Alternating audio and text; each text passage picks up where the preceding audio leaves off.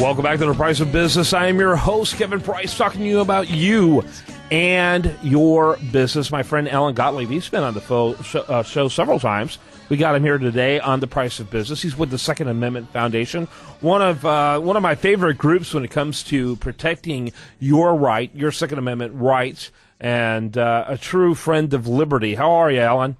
I'm great, Kevin. Good to be back with you. As always, enjoy it. I tell you, it's kind of bizarre times we live in. It seems like logic and common sense is just thrown out the window. I was having a conversation with a very good friend of mine who generally has good sensibilities. I don't think he's conservative or liberal. I think he's kind of, like many people who haven't developed a consistent worldview. But we were talking, and he was just thinking, he was just saying over and over again. And I try to be polite because, frankly, I'll go after someone's throat if I get into too much of a political conversation. But, they were going on and on about, how we need to increase gun laws.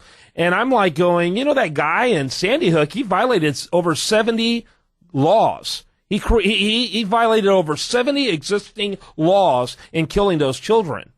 How will another gun law, stop those who are willing to break dozens and dozens of other laws from preventing them from doing such anyway? It's not like the only thing gun laws do is affect those who aren't going to use them in a violent and inappropriate way. I mean, it's bizarre, Alan. I don't get it. Well, you don't get it because nobody really gets it. And even, quite honestly, the people who want more gun laws will admit more gun laws really won't work and solve the problem. And you mentioned Sandy Hook, Kevin. I mean, a good example of that, quite frankly, is look at the laws they're proposing to put in place now, none of which would have prevented it either. No. I mean, any kind of background check wouldn't have worked because the kid stole the gun from his mother, who did go through a background check, and any kind of gun you wanted to ban wouldn't work, any particular type, because you had more than one type of firearm to begin with. Yep. And you go through every single thing they're trying to put in place, and none of it would have mattered. And so they know that, but that's not what their objective is. They want gun prohibition, and that's what they're really going for. Yep. Yeah, that's exactly right. Most of these people who do the type of things like Sandy Hook, they're pretty much on suicide missions anyway, aren't they? It's not like they're thinking consequentially at that point. Yeah, in most cases, unfortunately, they are. We have a lot of people with mental health problems, and we need to address that issue very heavily. But that costs money. Passing a law that bans guns doesn't cost anything. It's just they wave their so-called magic wand, but it never solves the problem. The problem stays there. And then they tell us we need more gun control laws or more poison to solve the problem because the past ones they passed didn't solve the problem either. It just doesn't work. That's why I think our 28th annual Gun Rights Policy Conference that we're holding, National Conference for Gun Rights Activists and Leaders in Houston, September 27th to 29th is so important. And of course, it's open and it's a free admission to people. So if any of your listeners would like to attend, all they really need to do is go to saf.org, samalphafrank.org, and register. It's free. It's Second Amendment Foundation's website, so it's saf.org. Yeah, absolutely, absolutely. By the way, the deadliest school disaster that took place in Michigan didn't even involve guns. It involved an explosion, which all the materials to create explosions, it's really impossible to prohibit all of them. I mean, it gets really ridiculous. If someone wants to be violent, they're going to figure out how to be violent, Alan. Oh, well, we know that. I mean, and it's that's a problem. That's why, quite frankly, I and many other people want to own a firearm or want to have a permit to be able to carry a firearm for self-protection because we know there are some bad actors out there. And quite frankly, one needs to protect themselves from those bad actors. Taking away our rights or our means to defend ourselves in those situations doesn't help the problem. It only aggravates it. No question about it. And so, again, in fact, some societies, I think of Switzerland, where they require you to continue to certain people to own their gun. A huge number of the population in Switzerland. This is what people don't understand. Percentage of population, Switzerland is second only to the United States in terms of gun ownership. And there is no gun violence there because of the way it's dispersed throughout entire populations. There's such a high likelihood of there being a gun owner at any place for violence. It's not even funny, but gun advocates never point to Switzerland, which has among the fewest problems with such crime. Well, they also don't point to the fact that most of these horrendous crimes in the United States happen in so-called gun-free school zones or gun-free zones where, a movie theater where you're not allowed to have a firearm, a particular restaurant where you can't have a firearm, a school where you can't have a firearm to protect yourself.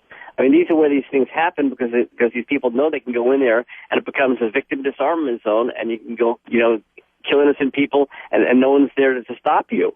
Yeah, I agree. I've been advocating, in fact, I was advocating it before Sandy Hook, but especially since Sandy Hook, that if you're going to get yourself called a gun-free zone, you better arm yourselves to the hilt. There should be requirements for any institution that wants to call itself a gun-free zone, which includes several armed individuals who are prepared to defend that place, that in case something happens. Historically, gun-free zones were police departments. You better not walk into a police department with a gun, and that made perfect sense because, that place can be completely protected, or a military base up until the 1990s when Bill Clinton disarmed people, which is why that situation that took place with that that psychologist who killed all those people, that wouldn't have happened before Bill Clinton, because someone, there would have been people walking around with a gun who would have shot him immediately. I mean, bizarre times. It really it makes no sense, Alan. I get so frustrated. Yeah, we all get frustrated. We deal with a lot of these issues, again, at this gun rights policy conference that we're holding in Houston. What we go through all the legislative things happening federally on a national level, all the attacks on our rights on a state and local level. We go through everything going on through the court system right now, which has been very active on Second Amendment cases. In fact, a noted civil rights attorney, Alan Gotlieb, who won the 2 U.S. Supreme Court cases, will be speaking at the conference. So Emily Miller, who's the senior editorial writer for the Washington Times, who just came out with a best-selling book, Emily Gets a Gun, But Obama Wants to Take Yours Away, will be speaking. John Fund from Wall Street Journal and National Review fame, who's always on CNN and Fox News, will be speaking as well. We have John Lott, who's written a number of books on, More Guns, Less Crime, and other titles, a major university researcher on guns and their relationship to crime or self-defense. He'll be speaking as well. We have a slate of, Congressman Steve Stockman is our major luncheon speaker. We have over 50 speakers in the 2 days that the conference is going on. And again, it's all free, and your listeners can register at saf.org, samalforfrank.org. They get about $150, $200 worth of free books and pamphlets on the issue. A great reference library. Every attendee gets free. It's a great chance to meet all the national leaders and scholars and researchers and attorneys involved in Second Amendment rights. I hope to see you there. Yeah, very good stuff. Second Amendment Foundation, great event coming up here in the Houston area, and we want you to make sure you attend that. It's coming up rather quickly, and so later this month. And simple to find out how to sign up. It's at saf.org. It's coming up September 27th, 28th, 29th, this year, right around the corner. That's saf.org. It's right there prominently on the top, and I want to encourage people to go there, and I, for one, would love to see you there myself. I'm going to have to call this segment over, but I loved having you on as always, Alan. Thanks for enlightening us, and thank you for reminding us the importance of us being vigilant and protecting our own rights.